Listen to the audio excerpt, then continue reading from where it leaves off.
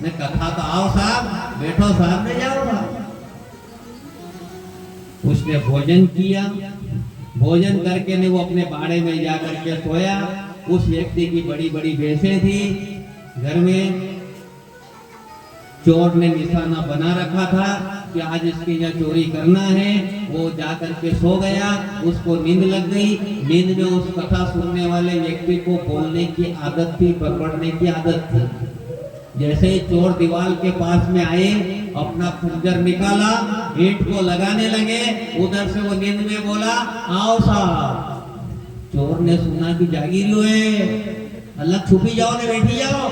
अलग बैठवा लगा तो वो नींद में दूसरा शब्द कहा कि बैठो साहब। उसने कहा कि देख ही रही हो है, गोली मार देगा, भागो। वो भागने लगे तो कहा कि जाओ साहब। कथा अपना प्रभाव दिखा गई। एक कथा सुनने से, एक कथा सुनने से घर में चोरी नहीं हुई। और जीवन भर यदि कथा सुनेंगे तो अंत में गोविंद को आना पड़ेगा। इस जीव की चोरी नहीं होगी, यह जीव नरक में नहीं जाएगा। इसलिए कथा सुनते रहना चाहिए। सुखदेव जी महाराज राजा परीक्षित से, सूत जी महाराज ऋषियों से कह रहे हैं कि इस प्रकार से भगवान के नाम का महत्व है, भगवान की कथा का महत्व है। ये भगवान की कथा प्रेत को ताड़ देती है, भगवान की कथा अपना प्रभाव बताती है, भगवान की कथा चोरी होने से बचा देती है। जिस प्रकार से विद्युत चल रही है, लाइट चल रही है, लाइट को आप चाह के पकड़ोगे तो भी करंट लगेगा, जाने अनजाने में पकड़ोगे तब भी करंट लगेगा। कथा सुनते रहना चाहिए। कथा जहाँ से भी मिले, जैसे भी मिले, उसको सुनो। इतना सुनने के बाद में जो है सूत जी महाराज कह रहे हैं कि इसी कथा ने राजा परीक्षित का भी उद्धार किया है। किसका? राजा परीक्षित का। और परीक्षित के उद्धार को देख करके ब्रह्मा जी घबरा गए और जा करके जो ब्रह्म लोक में तुला रखी, और तुला में जो है 4 वेद 6 शास्त्र 18 पुराण को रख दिया, और एक तरफ भागवत को रखा। तो भागवत का पलड़ा नीचे रहा, बाकी सब पड़े ऊपर। ये इतनी वजनदार कथा है।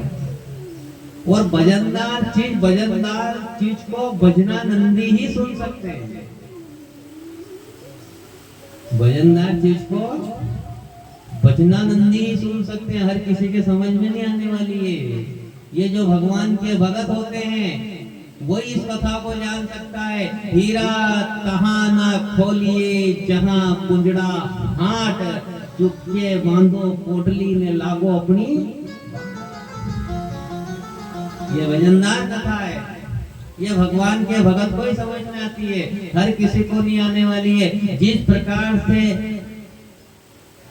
गाय के दूध को, भैंस के दूध को टेस्ट करके बता सकता है व्यक्ति, फटाक गिलास में दिया और बोल दिया, ले टेस्ट कर गाय का है कि दूध कैसा है, गाय का है कि भैंस का है, तुरंत गिलास में डाल करके टेस्ट करके कोई भी व्यक्ति बता सकता है। मगर माँ के दूध को तो जो बच्चा स्तनपान करता है वही जान सकता है कि माँ के दूध में क्या टेस्ट है, दूसरा देखने वाले के समझ में नहीं। ऐसे ही भगवान की कथा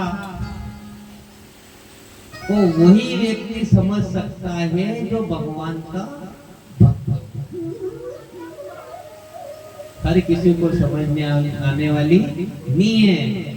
भगवान की कथा को भगवान के भक्त ही समझ सकते हैं। बाकी आडंबरी चीज को तो सब कोई समझ सकता है। अरे ठेके पे जाने से नशा चढ़ता है, पीने से नशा चढ़ता है, जीव हत्या करने से ये होता है, वो सबको समझ में आ जाए उठपटांग काम तो। अगर ये तो प्योर माँ के दूध को जो खाए वो बच्चा ही समझता है कितना पौष्टिक है और कितना टेस्ट है इसमें। इसी प्रकार के भगवान को, भगत को समझ में आएगा कि कथा में क्या प्रभाव है। इसलिए सतत जो है भजन करते रहना चाहिए। भज गोविंदम भज गोविंदम भज गोविंदम भज गोविंदम।